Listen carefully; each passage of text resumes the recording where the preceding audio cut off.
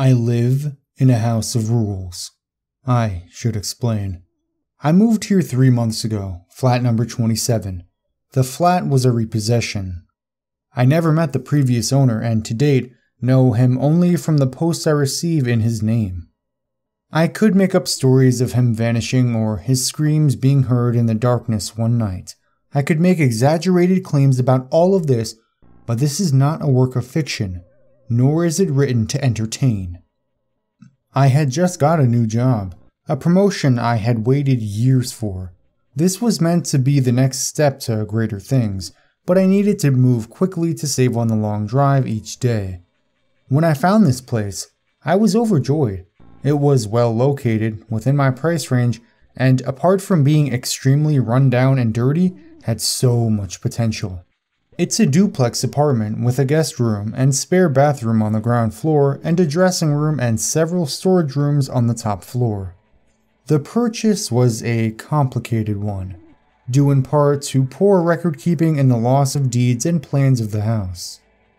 What should have taken a month from start to finish took 4 times as long. Because of the length, I took several viewings and each time was amazed by windows and cupboards that I could not recall from previous visits. Rooms seemed bigger and lighter, more inviting. Even the estate agent was baffled that her property listing documents were constantly wrong. The neighbors in the block of flats are a strange lot. They don't talk. They keep to routines you can set a clock by. When I first moved in, I tried to invite them to a housewarming. So desperate I was to meet new people. Not one of them came. They get in at the same time every day and never leave the house. I never hear them moving around at night. One of them, a nervous man from upstairs who constantly fidgets and glances around, apologized afterward. He explained his lack of attendance was simply that he wasn't allowed to. At the time, I presumed he meant his wife, but now I'm not so certain. As he was the only one I had got to know since the move, I did my best to become friendly, and even felt like I was making some headway. Then I made the mistake about asking about the previous owner, to which he made an awkward and short response before making his excuses. I've not seen or heard from him since. The rules, as I came to understand them, became apparent over time. The first was sleeping only in my bedroom. I only slept once in the lounge on purpose, dozing on the sofa, until I woke up to my arm trapped between the sofa and the wall. A wall that was several feet away from the sofa when I closed my eyes a few hours earlier. I was overcome with a feeling, a very familiar feeling, that I was somewhere I shouldn't be. This feeling wouldn't leave me until I hurriedly stumbled up to my bed, where I only felt truly safe when I hid under the blankets like a scared child. I only fell asleep once more in the lounge after that, by accident. I was awoken once again with a feeling that I should leave, that it would be unsafe to stay, and that I should not be there. This time, however, a sweater I had left across the room on a radiator was tied around my neck and pulled tightly enough to leave a striking mark on my throat. The rule of sleeping only in the bedroom stands alongside others, countless others. I learned that I should clean up my dishes immediately when I stepped out of the kitchen after depositing my plate and sat down on a safety pin that was jutting out of the back sofa.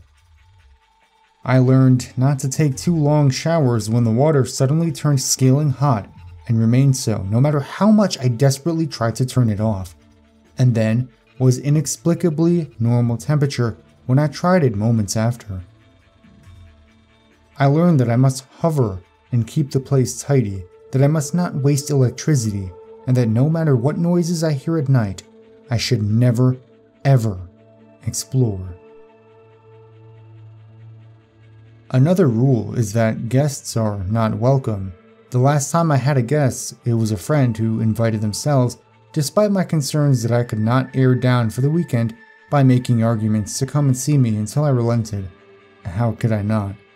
I spent the entire time terrified for their safety and pretty much drove them away with my strange behavior accordingly. But there were no events. Such things made me bold and I began to relax. I stayed awake until late, played music at night, and did whatever I wanted, even going as far as feeling like I had triumphed as the house remained meekly quiet. It was almost immediately after they left that I first noticed the headache and nausea, which got worse and worse as the gas leak continued. I only just made it out where I succumbed. I have so many things I could tell you, example after example. I don't know where to begin. I need you to look past your skepticism and see that this is real, that this is more than a coincidence. This is more than just child's playing haunting. I'm not being haunted, I'm being ruled.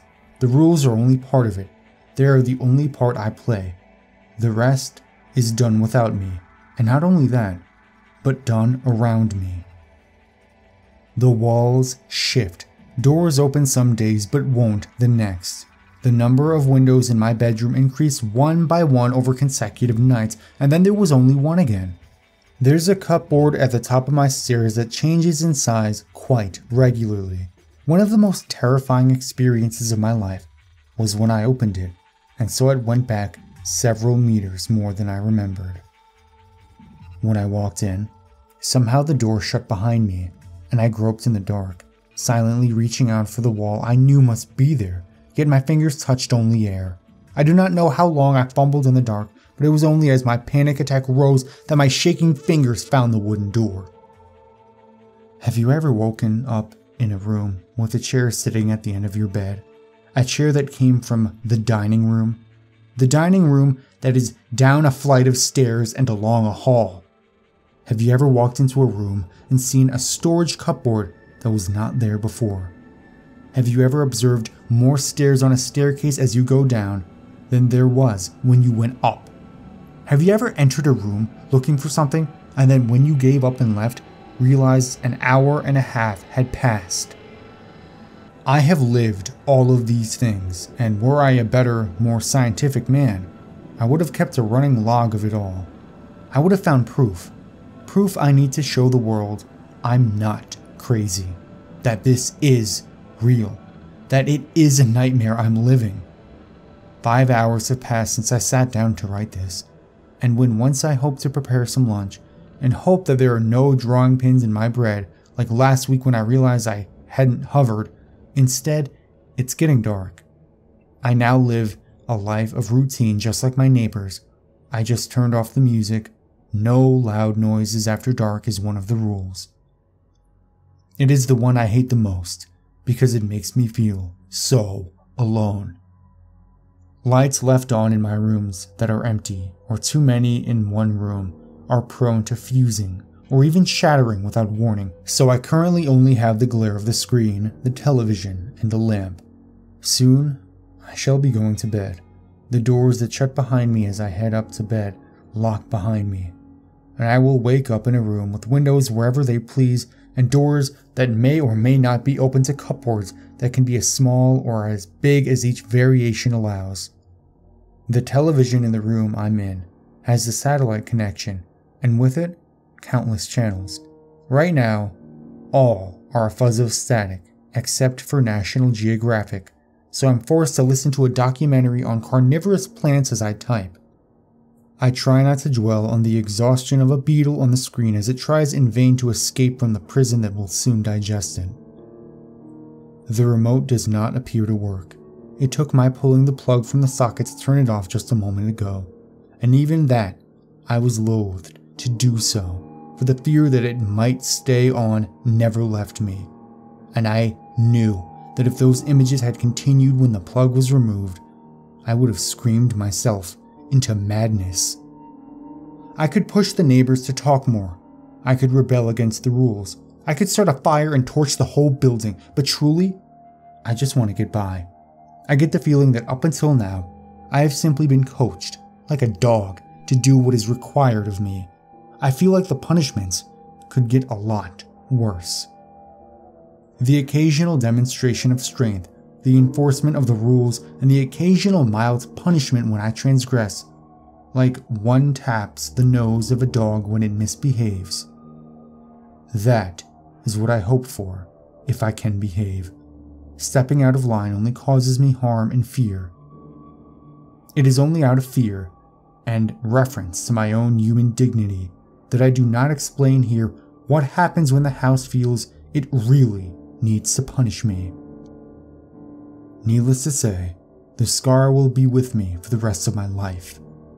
Which brings us to here. I cannot go on. I took the decision to write this with the remaining fight I still have in me to ask for help. I cannot do it over the phone.